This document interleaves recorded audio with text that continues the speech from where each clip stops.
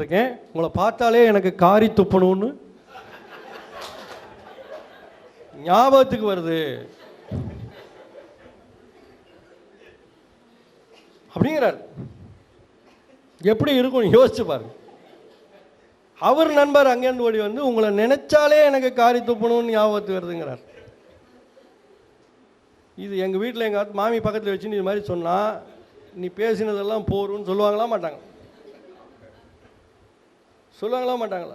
ஆனால் மென்னு முழுங்குறோம். காரி துப்ப வேண்டிய விஷயத்த மென்னு முழுங்கிடுறோம். சார், என்ன மருந்து, என்ன மாத்திரை, என்ன ஊசி போட்டாலும் அது உங்கள் வாய் வழியாகவும் மூக்கு வழியாகவும் தானே வெளியே வரும். வேற ஏதாவது வாய்ப்பு இருக்கா? வரும்போது நீங்கள் தானே துப்பணும். உங்களுக்கு போல நான் என்ன செய்ய முடியும்? அது முதல்லையே செஞ்சுடலாமே. முதல்லையே செஞ்சால் விக்ஸ் கம்பெனி மருந்து விற்குமா? சொல்லுவாங்களா? விளம்பரம் எப்படி கொடுக்குறான்? கிச்சு கிச்சை துரத்துங்கன்னு சொல்லிட்டு கிச்சு கிச்சை உள்ள தள்ளுற வழியை காமிக்கிறான். பார்த்தீங்களா? பொய்யத்தான் வியாபாரம் பண்ண முடியும், உண்மையை உணரதான் முடியும். நான் உண்மையை வியாபாரம் பண்ண முடியுமா? இதை சொல்லி நான் வியாபாரம் சம்பாதிக்க முடியுமா?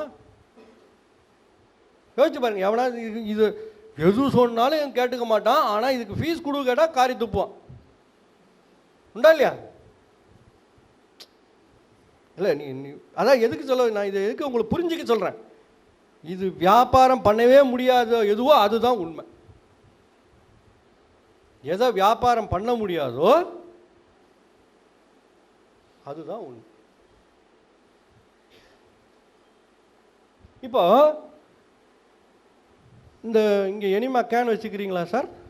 சரி, இந்த எனிமா கேன்லாம் வாங்கி ஒரு நாள் அது நீங்கள் முகாம்லாம் வச்சு சொல்லிக் கொடுங்க. எனிமா எடுக்கும்போது என்ன நடக்குதுன்னா, முதல்ல லார்ஜ் இன்டெஸ்டைன் க்ளீன் ஆகும். உங்களால் உணர முடியும். அந்த தண்ணியை உள்ளே சேர்த்தின உடனே அந்த லார்ஜ் இன்டெஸ்டைன் பூரா அதில் இருக்கிற மலங்கள் எல்லாம் கொலன்னு ஆகி எல்லாம் வெளியே வந்துடும். இதுக்கு அப்புறமா மறுபடியும் 2ஆம் தடவை 3ஆம் தடவை அந்த தண்ணியை உள்ளே ஏற்றினீங்கன்னா உடனே உங்களுக்கு கிட்னி க்ளீன் ஆகிறது உங்களால் உணர முடியும். இதுக்கப்புறம் லிவர் க்ளீன் ஆகிறது உணர முடியும். இதுக்கப்புறம் லங்ஸ் க்ளீன் ஆகி வெளியே வருது. லங்ஸில் ஹார்ட்டில் எங்கேயாவது அடைப்பு கிடப்பு இந்த பிளாக்ஸு இதெல்லாம் இருந்ததுன்னா அதெல்லாம் குழன்னு ஆகி நீர்த்து போய் அது பூரா மூக்குலையும் வாயிலையும் வெளியே வந்துடும். உங்களால் உணர முடியும். கெட்டியாக வரும். ஆச்சரியமாக இருக்கும். தொண்டை வழியாக எல்லாம் வெளியே வந்துடும். தொண்டையில் இருக்கிற கரகரப்பு குறுகுறுப்பு எல்லாமும் வெளியே வரும். அதையும் பார்க்கலாம். ஏற்கனவே அங்கே ஒட்டின்னு இருக்கிறதெல்லாம் வந்துடும். இதுக்கப்புறம் ஆக்ஞா பண்ணிங்கன்னா இந்த புருவ மத்தி அப்போ இப்படி உறிஞ்சினா ஒரு சளி வருதுல்ல, வாய்க்கு உள்நாக்குக்கு பின்னாலேருந்து வருதுல்ல, அந்த சளி நீங்கள் உங்களுக்கு இங்கேருந்து வந்துடும். அதெல்லாம் வெளியே வந்துச்சுன்னா கண்ணு பியூர் ஆகிடும். அதெல்லாம் சரி. இது பண்ணுறதுக்கு ஒரு அரை மணி நேரம் ஆகும். யார் பக்கத்துலையா யாராவது நிற்க முடியுமா? யோசிச்சு. இது கத்தி சொல்லும் வைத்தியம். எப்படி பேஷண்ட்டு பாத்ரூம்குள்ளே விட்டுட்டு நம்ம வெளியே நின்றுட்டு கத்தி சொல்லணும். இதுவும் கத்தி சொல்லும் வைத்தியம்தான். வாயால் கத்தி சொல்லணும். இதை உணர முடியும், உணர்த்த முடியாது. சர்க்கரை இனிக்கும் நான் சொல்கிறேன். நீங்கள் வாயில் போட்டு பார்த்தீங்கன்னா, சுவைத்து பார்த்தீங்கன்னா உங்களால் அது உணர முடியும். என்னால் உணர்த்த முடியுமா? எனக்கு எவ்வளோ பம்பாஸ்டிக்காக எவ்வளவோ வார்த்தை ஜாலம் போட்டு பேசினாலும் சர்க்கரை இனிக்குங்கிறத உங்களுக்கு புரிய வைக்க முடியுமா? நீங்கள் வாயில் போட்டால் தான் உணரும். ஸோ ஆரோக்கியம் என்பது ஒரு உணர்வு. அந்த உணர்வை நாம் அவசியம் பெற்றே ஆக வேண்டும். நம்ம வேணால் கைடன்ஸ் கொடுக்கலாம். இப்படி மாதிரி இந்த மாதிரி 6 படை வீடு இருக்குப்பா, 6 இடங்கள் இருக்குது, 6 ஆதாரங்கள் இருக்குப்பா, இந்த 6 ஆதாரங்களில் நீ உணர முடியும்ப்பா அப்படின்னு வேணால் சொல்லலாமே ஒழிய, இது இந்த ஆக்ஞா சக்கரத்துக்கு மேலே சகசிராரம்னு சொல்லுவாங்க. சகசிரஹாரம் அப்படிங்கிறது வந்து நம்மளுடைய பிரெயினில் டியூமர் இருந்தால் வெளிப்படும். பிரெயினில் டியூமர் இருந்தால் சிறுத்து போயிடும். பிரெயின் டியூமர் இருந்தால் காணாமல் போயிடும். மெலிக்னன்ட் டியூமராக இருந்தால் கூட சரியாக போயிடும். மெலிக்னன்ட் டியூமராக இருந்தால் கூட, கேன்சராகவே இருந்தால் கூட சரியாக போகும். ஆனால் இதற்கான பாடு அந்த பேஷண்ட்டு தான் பட்டாங்க. ஒரு பேஷண்ட்டுக்கு பிரெயினில் டியூமர் இருக்குன்னா பேஷண்ட்டுக்கு உள்ளான டாக்டரும் பேஷண்ட்டை சுற்றி இருக்கிற சொந்தக்காரங்களும் மண்டையை உடச்சின்னு யோஜனை பண்ணணும், இது எப்படி சரி பண்ணுறதுன்னு. 2 பேரும் பண்ணது. பேஷண்ட் மண்டையை உடச்சிடுறாங்க.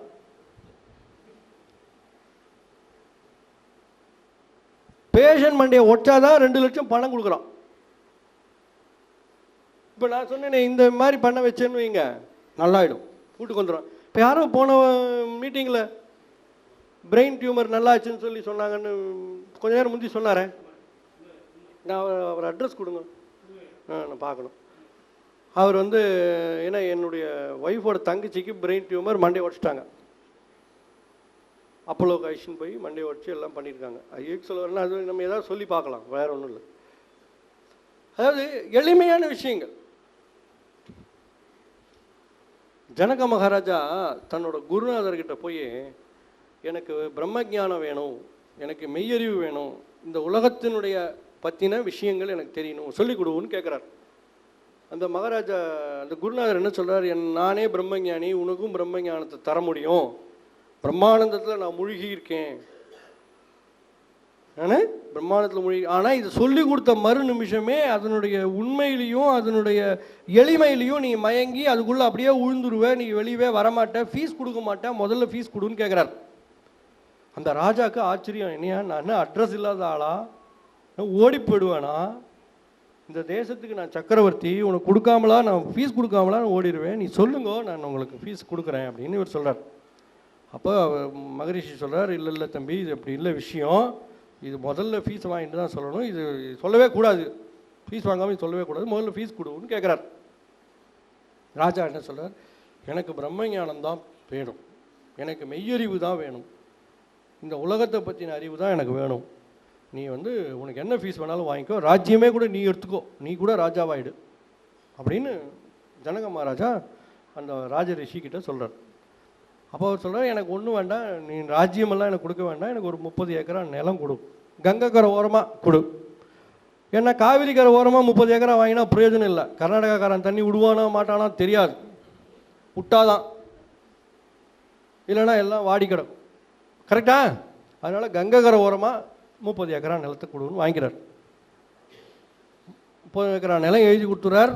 10-30 குடிசை கட்டி கொடு, ஒரு 100 பசுமாடு கொடு, எங்கிட்ட யாராவது வந்தால் அன்னம் பானம் கொடுக்கணும், ஒரு காஃபி டீ கொடுக்கணும்ல, அதான பண்பு, அதனால் எங்கிட்ட வரவளுக்கு கொடுக்கணும், நீ அதனால் அதெல்லாம் கொடுன்னு கேட்குறார் ராஜா கிட்ட. ராஜா எல்லாமே சாங்ஷன் பண்ணிடுறார். உடனே அவர் என்ன சொல்கிறார், அப்பவும் சொல்லித்தர மாட்டேங்கிறார். என்னன்னு கேட்டால், இது பூரா டேக்ஸ் ஃப்ரீ போர்டுங்கிறார். நான் மறு வருஷம் பூராத்தையும் டாக்ஸபிளாக கொண்டு வந்துட்டார்னு வச்சுங்க, சட்டத்தை மாற்றி இவரால் சமாளிக்க முடியாது இல்லையா? 30 ஏக்கரா நிலத்தை வச்சுக்கின்னு அதுக்கு டாக்ஸ் கட்டவே முடியலன்னு வச்சுங்க, என்ன ஆகும்? நிலத்தை அவன் எடுத்துக்குவான். அதனால் அந்த வம்பு வேணால் நீங்கள் டாக்ஸ் ஃப்ரீ போடுன்றார். உடனே அவர் சர்வ மானியம் தாமரப்பட்டையும் எழுதி சீல் போட்டு கெசட்டில் நோட்டிஃபை பண்ணி கொடுத்துட்றாங்க. அப்புறம் உட்கார வச்சு சொல்லிக் கொடுக்குறார். மெய்யறிவு என்பது அது உண்மை அறிவு, இது மெய் அறிவு. உடம்பு பற்றிய அறிவு, அது உண்மை அறிவு, ரெண்டும் ஒன்று தான். இப்போ நீங்கள் பார்த்தீங்க இல்லையா, மூலாதாரம், சுவாதிஷ்டானம், மணிபூரகம், மனாகதம், இதெல்லாம் வேறு எதையுமே சொல்லலை, எங்கேயோ இருக்கிற லோகங்களெல்லாம் சொல்லலை, நம்ம உடம்புக்குள்ளே உள்ள இருக்கிற ஆதாரங்களை சொல்கிறாங்க. இந்த சூக்ஷ்மமெல்லாம் நமக்கு புரியுதா? சரியை, கிரியை, யோகம், ஞானம், 4 பாதைகள் சொல்லுவாங்க தெரியுங்களா? 4 மார்க்கங்கள். சரியா மார்க்கம், சரியா மார்க்கம், சரியாத மார்க்கம், சரியான மார்க்கம். இப்போ இயற்கை மருத்துவம், இயற்கை உணவு என்பதே சரியாத மார்க்கம், சரியான மார்க்கம். சரிஞ்சே போக மாட்டோம். சரியை, கிரியை, இந்த எனிமா இந்த போன்ற ஐட்டங்கள்லாம் கிரியா, கிரியை. யோகம், யோகம் சொல்லி கொடுத்தாரா? யோகாசனங்கள். ஞானம். 4மே தேவை, 4மே தேவை. நல்ல ஆரோக்கியம் அடையிறதுக்கு 4மே தேவை. ஆனால் சரியா மார்க்கம்தான் பேஸ், ஃபவுண்டேஷன். நல்ல பரோட்டாவும் நல்ல மாംசமாகவும் சாப்பிட்டுட்டே இருந்தால் தினம் தினம் பண்ணிகிட்டே இருக்கணும், கிரியைகளும் யோகங்களும் பண்ணிகிட்டே இருக்கணும். எதுவுமே வேண்டாம், நல்ல ஆரோக்கியமான நல்ல உணவுகள், இயற்கை உணவுகள், பழங்கள், அந்த மாதிரி சாப்பிட்டுட்டே இருந்தால் அது சரியான மார்க்கம், சரியாத மார்க்கம். சரியவே சரியாது. ஆரோக்கியம் என்பது சரியவே சரியாது. ஸோ இவ்வளோ விஷயங்களை அவங்க அவ்வளோ அழகாக சொல்கிறாங்க. போதுமா? சந்தேகம் என்ன கேளுங்க. இப்போ இதில் வந்து நிறையா பேசணும்னு நினைக்கவும் முடியல, எல்லாருக்கும் போராத நேரம், அவங்களுக்கு வேலை இருக்குது. புக்கு ஒன்று போட்டிருக்கேன், உன் நோயை தீர்ப்பானா உன்னையே தீர்ப்பானா, புத்தகத்துக்கு தலைப்பு. அப்புறம் இது அது பூரா நான் பேசினதெல்லாம் சிடியாக போட்டிருக்கேன். இதெல்லாம் வாங்கி வீட்டில் போட்டு பாருங்க. உங்கள் எதுக்கு சிடியாக போட்டுருவேன்னா, கோவம் வந்தால் நம்ம மேலே கல்லடிப்பான். இதுனா அவங்கவுங்க டிவி அவங்கவுங்க உடச்சிப்பான், நமக்கு பிரச்சனை இல்லை. ரொம்ப எளிமையாக இருக்கும், உண்மையாக இருக்கும். நீங்கள் வாங்கி போட்டு பார்த்து பயனடைங்கள். உங்களுக்கு யாராவது கேள்விகள் இருந்தால் கேளுங்க, நான் பதில் சொல்கிறேன். சார், அழுக்குகள் எங்கே இருந்தாலும் நீங்கி தான் ஆகணும், புரியுதுங்களா? அங்கே கீழிருந்து தான் அது மேலே ஏறும், மூலாதாரத்திலிருந்து தான் அந்த நீர் ஏறும். குண்டலினி சக்தி, குண்டலினி கீழிருந்து மேல் புறப்படுதுன்னு சொல்கிறாங்க இல்லைங்களா? இதான் இங்கிருந்து அது டைல்யூட் ஆக ஆக ஆக இந்த போர்ஷன் எல்லாம் டைல்யூட் ஆகி உங்களுக்கு க்ளீன் ஆகும். நீங்கள் இந்த போர்ஷன்லேருந்து பண்ணிங்கன்னா இந்த அநாகதம் வரும்பொழுது உங்களுக்கு ஹார்ட் கிளியர் ஆகிடும். ஹார்ட்டில் இருக்கிற அடப்பெல்லாம் வெளியே வந்துடும். கொல கொல கொலன்னு ஆகி மூக்கில் வாயில் சளி சளியாக வந்துடும். நீங்கள் வெளியே காட்டக்கூட முடியாது. இவ்வளோ சளி வந்துச்சு பாருன்னு யார்ட்டையா எடுத்து காட்டினா அசிங்கம். Nobody will see that. நீங்களே தான் உங்களுக்கு ரூம்குள்ளே இருக்கோன்னு நீங்களே பண்ணிக்க வேண்டியதான் இல்லையா? கழிவு நீக்கம் ஒருத்தர் முன்னால் ஒருத்தர் செய்ய முடியாது. அதான் அந்த அந்த பாட்டில் இருக்குல்ல, ஒரு பாட்டில் ஏற்றுக்குங்க, கொஞ்சம் நேரம் இதில் லார்ஜ் இன்டெஸ்டைன்லேயே வைங்க. கொஞ்சம் நேரத்தில் அது மேலே ஏறுறது உங்களால் உணர முடியும். இல்லை முதல்ல மலங்கள்லாம் இருந்ததுன்னா கெட்டி கெட்டியாக இருக்கிற மலமெல்லாம் வந்துடும். காஞ்சி போனது இறுகி போனதெல்லாம் வெளியே வந்துடும். வந்ததுக்கு அப்புறம் தான் இது சொல்லுது. வந்ததுக்கப்புறம் வெறும் தண்ணி மாத்திரம் உள்ளே இருந்ததுன்னா உங்களுக்கு எல்லாம் கடை கடை கடைன்னு மேலே ஏறும். பிரெயின் எல்லாம் க்ளீன் ஆகும். பிரெயினில் நல்லா கண்ணு தெரியும், நல்ல இப்போ குட்டி எழுத்தெல்லாம் நல்லா தெரியும், உங்களால் உணர முடியும். பண்ணி பார்க்கணும். பாத்ரூம்குள்ளே இருக்கணும், 1 மணி நேரம் 1/2 மணி நேரம் இருந்தால் தான் முடியும். சொல்லுங்கள். அடுத்தது மந்த்லி ஒன்ஸ் எல்லாம் சரி வராது, தினம் பண்ணாதான். அழுக்கு மாத்திரம் தினம் சேர்த்துப்போம், அப்புறம் மந்த்லி ஒன்ஸ் க்ளீனிங்லாம் நடக்காது. ஆயுத பூஜை க்ளீனிங் அதெல்லாம் சரி வராது. அன்னன்னைக்கு பண்ணால் தான் நல்லதுங்க ஐயா. அன்னன்னைக்கு பண்ணால் தான் உங்களுக்கு அந்த, ஏன்னா இந்த கண்ணுக்கிட்டலாம் இருக்கிற அழுக்கெல்லாம் ஈஸியில் எடுக்க முடியாது, எங்கேயோ போய் மாட்டிக்குது. அதை எப்படி எடுப்பீங்க? நீங்கள் மாதத்துக்கு ஒரு தடவை ஆயுத பூஜைக்கு ஒரு தடவை எல்லாம் பண்ணிங்கன்னா அதெல்லாம் அந்த அழுக்கெல்லாம் வெளியே வராது.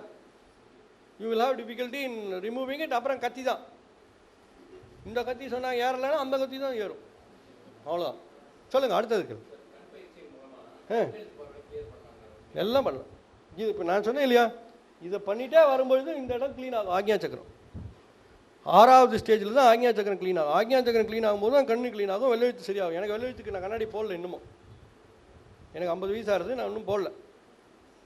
என்னால் படிக்க முடியுது. ஆனால் எனக்கு இந்த சிகிச்சை பண்ணின உடனே தினம் நான் பண்ணுறேன். தினம் பண்ணி முடித்த உடனே என்னால் உணர முடியும். இப்போ இன்றைக்கி ஊருக்கு வந்துட்டேன், இங்கே பண்ண முடியல. எங்கள் ஊரில் இருந்தால் நான் பண்ணிக்குவேன். எங்கள் ஊரில் இருக்காதனால இன்றைக்கி பண்ண முடியல. 1/2 லிட்டராவது குடிங்க, 1/2 லிட்டராவது குடிங்க. காலையில் எழுந்த உடனே அவர் சொன்னார், 1.5 லிட்டர் 2 லிட்டர் குடிச்சிடுங்க சார். மருந்து விட திருந்துறது முக்கியம், மருந்தை விட திருந்துவது முக்கியம். இப்போ இந்த உணவு சாப்பிடலாமா, இது கூடாதா? சில உணவுகள் உடம்புக்கு நல்லதில்லை தெரியுது. அப்படி இருக்கும்போது கம்மியாக சாப்பிட வேண்டியதான். மாம்சம் சாப்பிட வேண்டாம் சொல்கிறோம், இல்லை எங்கள் வீட்டில் சமைச்சே ஆகணும், என்ன பண்ணுறது அப்படின்னா புளியூன்னு சாப்பிட்டு, அது கூட சொல்லக்கூடாது. நான் சொல்லக்கூடாது, புளியூன்னு சாப்பிட்டுக்கோன்னு சொல்லக்கூடாது. அதான் விஷயம் சார். பாவம் சார், அவங்களுக்கும் தெரியாமல் தான் சொல்கிறாங்க. எந்த டாக்டரும் பொய்யோடு சொல்கிறது இல்லை. அவங்களுக்கு காலேஜில் அப்படி தான் சொல்லி கொடுக்குறாங்க சார். அவங்க பிழைக்கிறதுக்கான வழியை தான் காலேஜில் சொல்லித்தர முடியும். 50 லட்சம் ரூபா பணம் வாங்குறாங்க, MBBS டிகிரி